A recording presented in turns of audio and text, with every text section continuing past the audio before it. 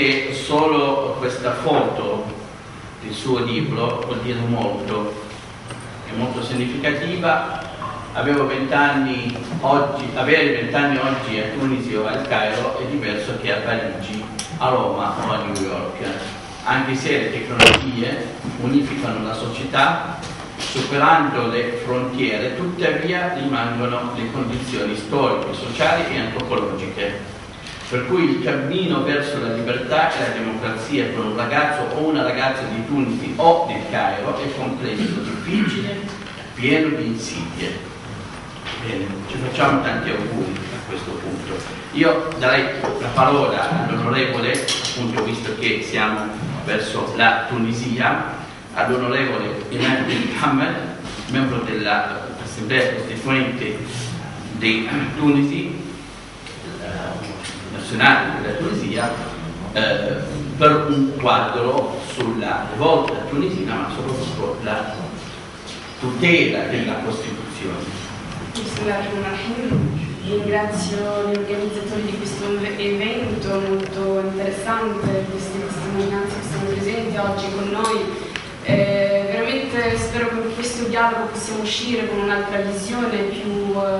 anche di mettere le basi, diciamo, di un nuovo dialogo e scambio di esperienze. Allora mi è stato chiesto di parlare della rivoluzione tunisina, della Costituzione, la particolarità della Tunisia cioè confronto ad altre esperienze di altri paesi che hanno vissuto una primavera araba. Come sapete tutti, comunque far crollare una dittatura, un sistema dittatoriale è molto più facile di mettere su una democrazia. Mettere su una democrazia non è, come ha detto Fouad Allam, non è solo l'alternanza al potere, comunque un sistema di alternanza, una partecipazione al potere, ma una nuova cultura, un nuovo sistema, uno Stato democratico. Io non vorrei parlare comunque dell'approccio storico oppure da tutto il processo storico della rivoluzione tunisina, però vorrei citare quali sono gli elementi che hanno reso particolare l'esperienza tunisina nei confronti di altri paesi che hanno vissuto una primavera araba. Gli elementi, ho elencato alcuni punti che secondo me sono dei fattori essenziali per la riuscita e la continuità ancora della rivoluzione tunisina e il processo democratico, la transizione democratica che sta vivendo la Tunisia. Il primo elemento che differenzia la società tunisina è proprio la composizione della società tunisina, è una società omogenea, non ci sono le differenze etniche, ci sono le differenze religiose, però riescono a convivere insieme e vivere insieme, hanno imparato da secoli a vivere insieme. Questa è la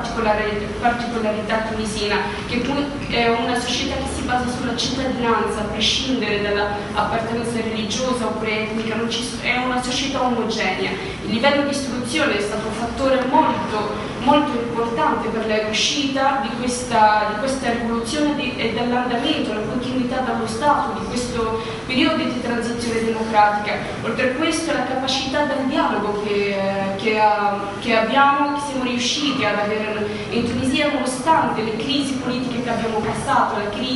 gli atti terroristici, i crisi politici che sono stati dopo di 2 assassini politici, come sapete il leader Chokri Berid dell'opposizione che è stato assassinato e poi ed è entrato comunque e ha pagato la Troika che era il governo, il costo di una modifica al governo, ha fatto crollare un governo, anche dopo il secondo assassino politico che ha rischiato di mettere fine a tutto il processo democratico. Con la capacità di dialogare, la responsabilità dei partiti politici che sono sulla scena politica, di mettersi insieme attorno al tavolo, di trovare una soluzione per uscire di questa crisi. La capacità di questo dialogo di trovare dei compromessi ha aiutato la Tunisia. Abbiamo rischiato comunque di far sciogliere un'assemblea costituente eletta dei cittadini, ha fatto crollare un altro governo. Però siamo riusciti, dopo questo dialogo nazionale che abbiamo fatto, a votare una Costituzione che rappresenta tutti i tunisini. Questi sono degli elementi che sono comunque molto forti, diciamo, che differenziano l'esperienza tunisina, e questa capacità di dialogo non è venuta solo dopo la rivoluzione tunisina, tunisina, ma l'esperienza anche di questi partiti che erano nel periodo del dittatore, del 18 aprile, penso che sapete tutti l'alleanza del 18 aprile del 2005, quando i partiti politici dell'opposizione, a differenza della loro appartenenza, sia laici che islamici, hanno fatto un'alleanza contro il governo e hanno fatto degli obiettivi da raggiungere, la difesa della libertà, la libertà di espressione, la libertà di coscienza, l'alternanza al potere. Quindi questa cultura del dialogo c'era già in Tunisia tra questi partiti. Allora, infatti, dopo questo dialogo nazionale che abbiamo fatto, siamo riusciti ad arrivare a votare una Costituzione sul quale ha parlato tutto il mondo, una Costituzione democratica, una Costituzione che è stata votata con 200 su 217, nonostante la frammentazione che c'era, la grande rappresentatività che c'era, la differenza, diciamo, in molti colori dell'Assemblea Costituente. Come sapete, l'Assemblea Costituente non c'è un partito che ha preso una maggioranza assoluta, c'è un partito, il mio, che ha preso una maggioranza relativa al 42%, il resto erano comunque una grande rappresentatività di partiti. Arrivare a votare una Costituzione con questo, cioè un numero alto, vuol dire che c'è stato un lavoro molto grande, vuol dire che comunque siamo riusciti a superare una fase delicata e arrivare a un compromesso. La Costituzione tunisina, infatti arrivo adesso a parlare, non solo il contenuto, cioè quello che differenzia la Costituzione tunisina non è il contenuto e non sono i diritti che ci sono, ovviamente anche quello, però quello che differenzia la Costituzione tunisina, che la rende particolare e unica, è proprio il processo costituzionale che abbiamo avuto. Noi, dopo che è stata eletta l'Assemblea Costituente, abbiamo formato delle commissioni che lavorano su questa Costituzione, con delle commissioni che sono comunque rappresentati i partiti proporzionalmente, quindi ogni commissione è composta di più partiti che ha lavorato su un capitolo della Costituzione, è stata aperta alla società civile, ad altre costituzioni, ad altre esperienze di altri paesi che hanno vissuto la nostra stessa esperienza. Dopo aver lavorato insieme in queste commissioni abbiamo fatto un dialogo nazionale con i cittadini, quindi siamo andati, dopo che abbiamo finito la prima bozza della Costituzione, dopo aver ascoltato la società civile e esperti, abbiamo fatto un dialogo nazionale all'interno e fuori dalla Tunisia, quindi siamo andati ai singoli cittadini, i cittadini hanno fatto delle proposte di articoli, quindi una partecipazione a scrivere la Costituzione. E nonostante questa apertura, eccetera, abbiamo fatto anche un'altra commissione che si chiama una commissione di consenso. Quindi la composizione di questa commissione non era proporzionale, ma ogni partito, nonostante la sua grandezza, era rappresentato con 2 deputati, ma comunque un deputato che comunque rappresenta e rispecchia la pluralità dell'Assemblea Costituente. Su questo non passava nessun articolo solo dopo il consenso di tutti i partiti, di tutte le ideologie presenti, quindi questo che ci ha fatto arrivare a una Costituzione votata con questa grande maggioranza.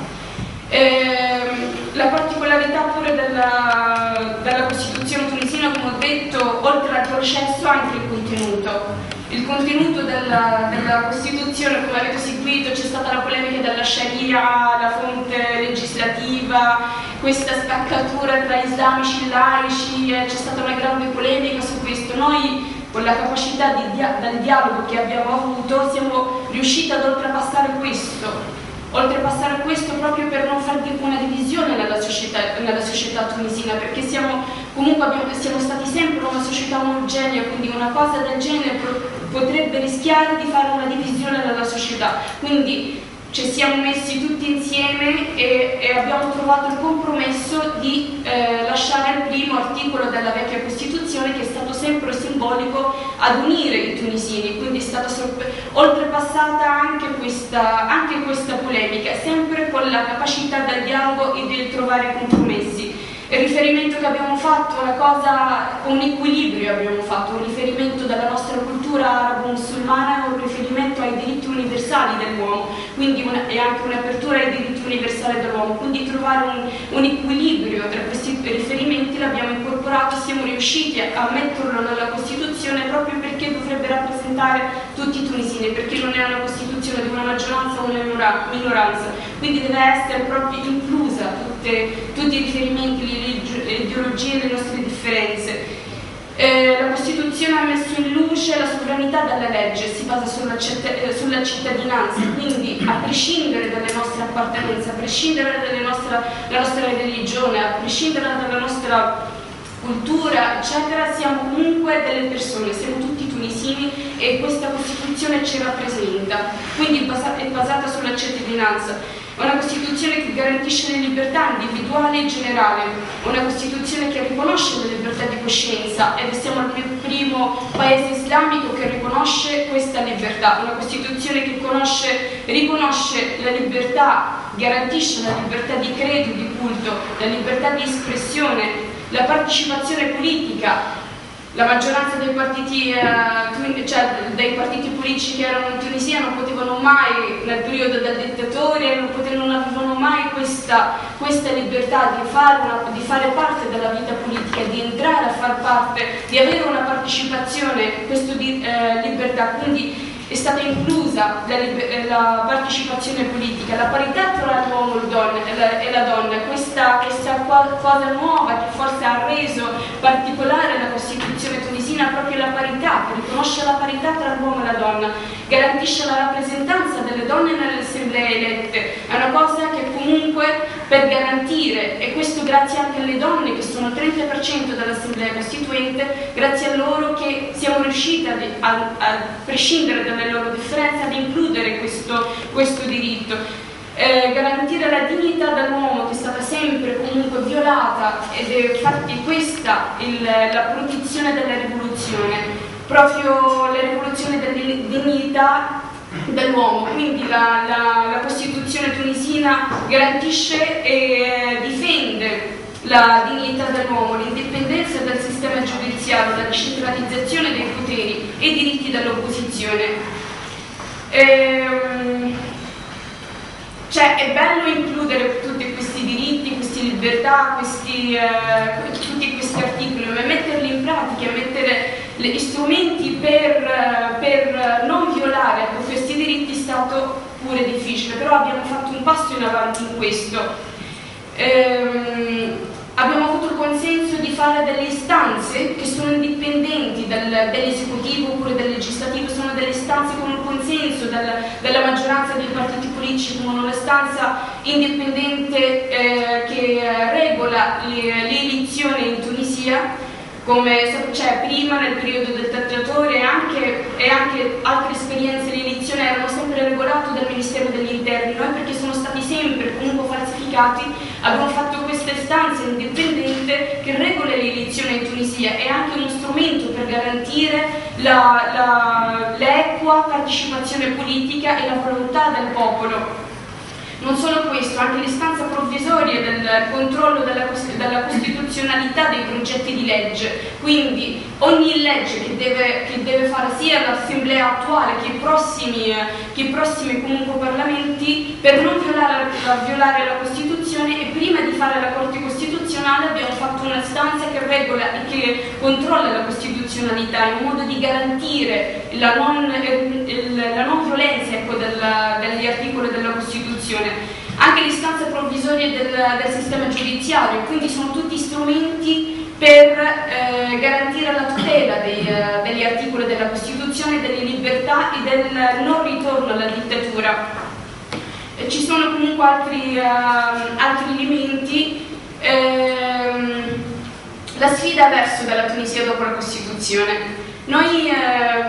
una delle regole che garantisce il non rientro anche con la nostra visione politica per il futuro, per garantire la partecipazione nel futuro abbiamo preso questo comunque spirito di garantire la partecipazione del non rientro non ritorno all'unico partito, l'unica persona che governa in Tunisia. Abbiamo discusso la legge elettorale e abbiamo votato una legge elettorale che garantisce la rappresentanza e che mette che obbliga, diciamo, i partiti, che garantisce l'equalizione tra i partiti per il futuro, perché secondo noi, secondo comunque sia il nostro partito che gli altri partiti dell'Assemblea Costituente, è una garanzia per non rientrare alla dittatura e proprio rimanere in coalizione nei governi, come abbiamo fatto nella Troika, una coalizione laico-islamica. La Tunisia dovrebbe essere governata con lo stesso modo, delle coalizioni tra diversi partiti e una larga coalizione proprio per non tornare alla dittatura del partito oppure della persona. Sono strumenti di garantire la tutela della Costituzione, di garantire la continuità del processo di transizione democratica che garantisce comunque l'andamento, l'andata verso le prossime elezioni che stiamo organizzando e saranno, speriamo, verso fine novembre. Quindi sono tutti passi in avanti che ha fatto la Tunisia. E non solo questo, abbiamo anche votato la legge della giustizia transizionale, che per noi è una legge molto importante, sul quale abbiamo fatto un dialogo nazionale come la Costituzione. È una legge che garantisce praticamente come viene piegata i fogli del passato. È un processo che garantisce comunque una sana democrazia, che garantisce infatti il giusto andamento di questo processo di transizione democratica. Questa è la particolarità della Tunisia, e questo forse perché la Tunisia continua ancora ad essere, nonostante le crisi che ha passato, ad andare avanti in questo processo democratico. Le sfide ancora sono molto, comunque il periodo non è ancora stabile, siamo riusciti a fare la legge elettorale, siamo riusciti ad mantenere l'ambiente, diciamo, di dialogo, di compromesso, di consenso nazionale, però comunque è ancora una sfida di arrivare alle prossime elezioni, e le elezioni ancora dopo, perché comunque per mettere le basi della democrazia non sono le prime elezioni, non sono le seconde elezioni, ma sono proprio un sistema e un ambiente di consenso e un'alternanza al potere con la garanzia dei diritti e delle libertà. Quindi speriamo ancora, stiamo lavorando su questo, è un processo, siamo soddisfatti da quello che abbiamo fatto, però ancora la sfida è molto alta. E grazie.